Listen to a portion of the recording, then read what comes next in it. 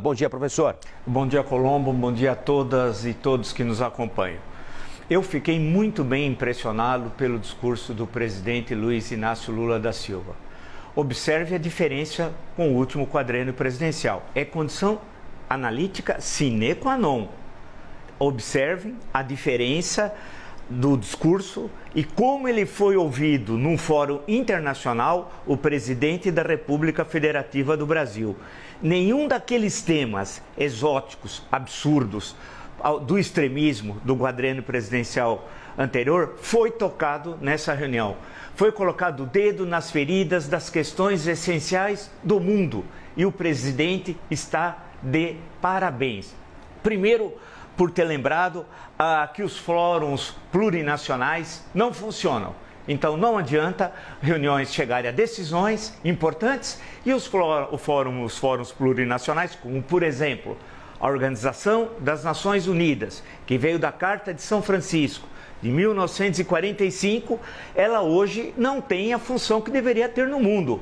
É necessário reformar a ONU e lá ser um instrumento de aprovar essas resoluções e colocá-las em prática. Isso é essencial. E o Itamaraty, que não é mais um Estado pária, como no quadriênio presidencial anterior, veja a diferença, o respeito que o presidente ouvido, né, discutiu o Conselho de Segurança da ONU, que são formados por 15 países, 5 permanentes, que são as 5 grandes potências, e 10 rotativos. O Brasil, no momento, é membro permanente. Isso tem de ser reformado. O mundo não é o mesmo de 1945. O presidente tocou com muita propriedade no Banco Mundial e no FMI. Idem. Quem quiser ler como é que foi criado o Fundo Monetário Internacional, essas reuniões do final da guerra, pode passar nas memórias do Roberto Campos, avô. Não o neto. Lanterna na Popa lá tem, que ele é representante brasileiro, ele dá todos os detalhes, inclusive informações muito interessantes sobre um dos grandes, se não o maior economista do século XX, que é o John Maynard Keynes, o Lord Keynes. Bem, ele tocou num exemplo de unidade que deu certo. E olha o conhecimento histórico. De ouvido pode ser, mas não importa. A União Europeia, 2 guerras mundiais, quantos milhões de mortos no continente europeu? Quantos? 20, 30, 40, 50 milhões? E conseguiu-se construir. E aí, De Gaulle e Adenauer, França e Alemanha, inimigas históricas, inclusive nas 2 guerras mundiais, construíram a unidade europeia. E, a posteriori, o mercado comum até chegar à comunidade europeia. Por que não realizarmos isso? E ele fala na América do Sul.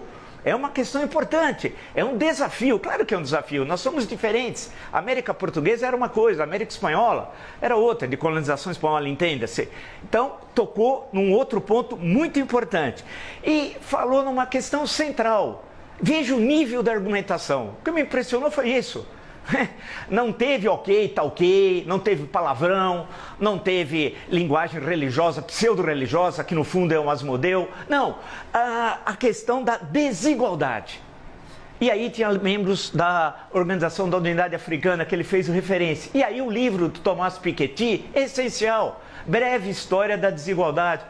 Dá uma olhada no capítulo 4 para ver o que fizeram com o Haiti. O Haiti é a primeira colônia da América Latina independente em 1804.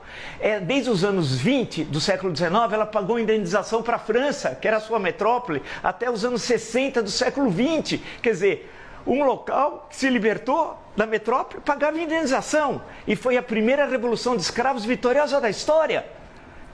E hoje o Haiti, país mais atrasado na América Latina, vocês sabem.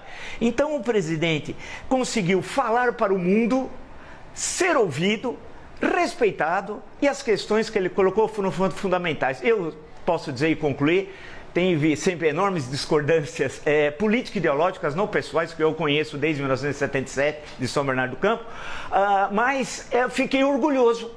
Eu fiquei orgulhoso do presidente da República. Não deu aqueles escorregões que, vez por outra, tem dado ultimamente. Foi perfeito na questão analítica, foi ouvido, respeitado, e eu espero que agora se coloque em prática o que foi falado nessa reunião.